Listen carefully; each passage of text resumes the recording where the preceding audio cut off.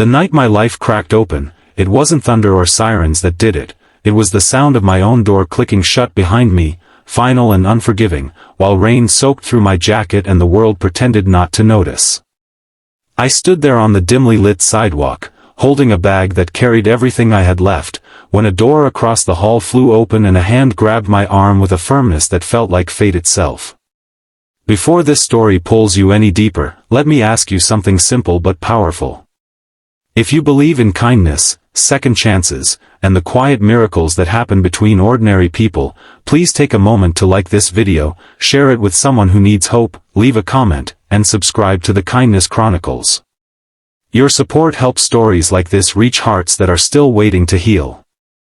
I had lived in that apartment building for 3 years, yet I barely knew my neighbors beyond polite nods and the occasional forced smile in the hallway. Life had trained me to keep my head down. After my divorce, I learned how quickly stability could dissolve. One day you're arguing about paint colors, and the next you're dividing furniture like battlefield spoils. I told myself I was strong, that I could rebuild. But strength is easy to claim when you still have a roof over your head. That night, the argument with my landlord had ended in silence. No shouting, no drama, just the cold statement that I was behind on rent and the locks would be changed. Pride kept me from begging. Fear kept me from thinking clearly.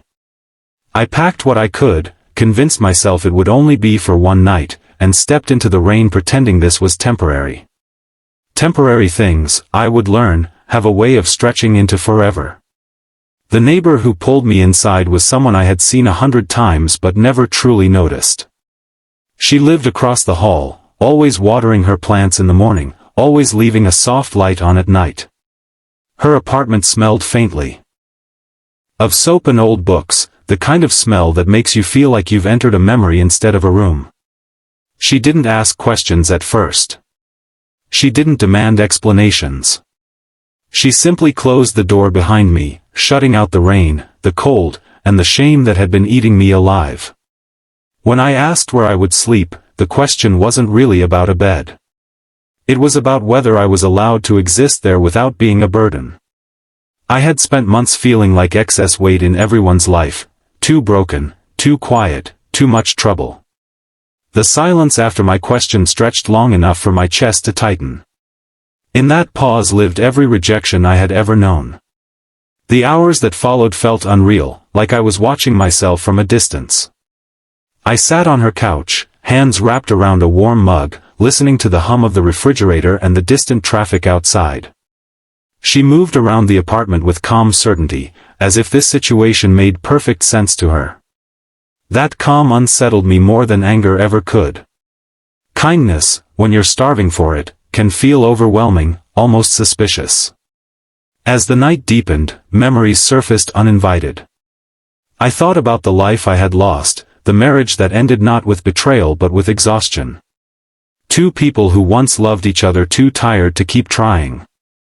I thought about the promises I had made to myself, to be better, stronger, independent, and how quickly those promises collapsed under financial strain and loneliness. Sitting there, safe but exposed, I felt like a child again, unsure of my place in the world. The real challenge wasn't finding a place to sleep. It was accepting that someone cared without expecting anything in return. My mind searched for reasons, hidden costs, eventual paybacks. That's what hardship teaches you, to read generosity as a transaction waiting to happen. I told myself I would leave early, before I overstayed. Before gratitude turned into guilt. But the night had other plans. The storm outside worsened, rain lashing against the windows as if trying to break in.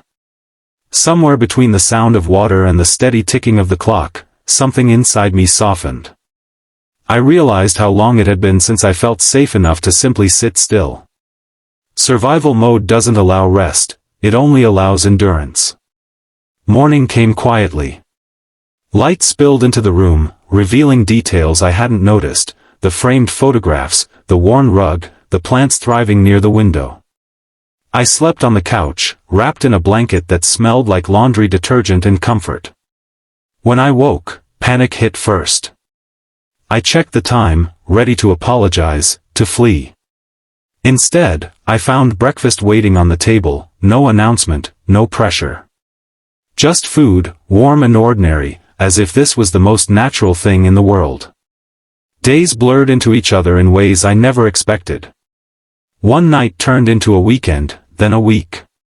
Each morning I promised myself I would find a solution, and each evening I returned with new rejections folded into my pockets. Jobs that never called back, apartments that required deposits I didn't have. Through it all, she never asked when I would leave. That unspoken patience became both a gift and a mirror, forcing me to confront how deeply I had tied my worth to my independence. The hardest moments were the quiet ones. Late at night, lying awake, listening to another person breathe in the next room. Vulnerability has a sound, and it's terrifying. I wrestled with shame, with gratitude so heavy it felt like a debt. But slowly, almost without noticing, I began to heal. Not because my problems vanished, but because someone had given me space to fall apart without judgment. Change rarely arrives with fireworks. It comes in small shifts. A returned phone call. A temporary job offer. A chance to save a little money. Each small victory felt amplified because someone believed in me when I struggled. To believe in myself. I started standing taller, speaking with more confidence, remembering who I was before life narrowed my vision. The day I finally packed my bag again, it felt different. This time, the bag wasn't all I had, it was simply what I needed for the next step. As I stood at the door, emotions tangled in my chest. Gratitude, sadness, pride, fear, all of it coexisting. I realized that sometimes the places we stay briefly leave the deepest marks on us. Walking out into the sunlight, I understood something that had taken me years to learn. Kindness doesn't just save you in the moment. It rewrites the way you see the world. It teaches you that help can come from unexpected doors, and that asking, "Where will I sleep?" can be the beginning of discovering where you truly belong. If this story touched your heart, if it reminded you of a moment when someone showed up for you, or when you showed up for someone else, please take a moment now to like this video, share it, and subscribe to the Kindness Chronicles. Your engagement helps keep these stories alive and reaching those who need them most. And before you go, I have one special request. Please comment below with a single line. Have you ever experienced kindness when you needed it most? Your words might be the hope someone else is scrolling through the comments looking for tonight.